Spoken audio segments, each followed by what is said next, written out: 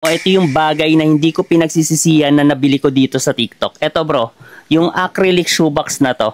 Alam naman natin bro, hindi na talaga biro yung mga presyo ng mga sapatos ngayon. Kaya dapat inaalagaan at iniingatan din natin sila.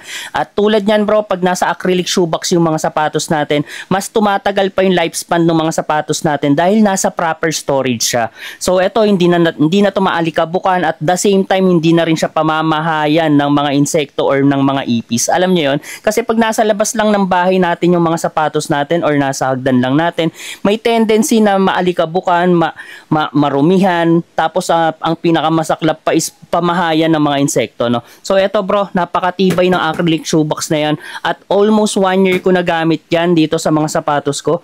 Tignan mo naman, hindi pa rin siya naninilaw kasi nga acrylic na siya, di ba? So ayan bro, tignan mo, naka-magnetic door na rin yan.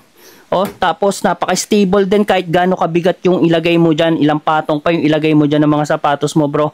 Napaka-stable at napakatibay na to. Again bro, sobrang mura lang nito para sa mga sapatos natin. Kaya naman bago ka pa maubusan dyan, ilalagay ko na lang yung link dito sa baba kung saan mo rin siya pwede mabili. Ingat lagi. God bless bro. Ganda niya, napaka-aesthetic sa bahay, no?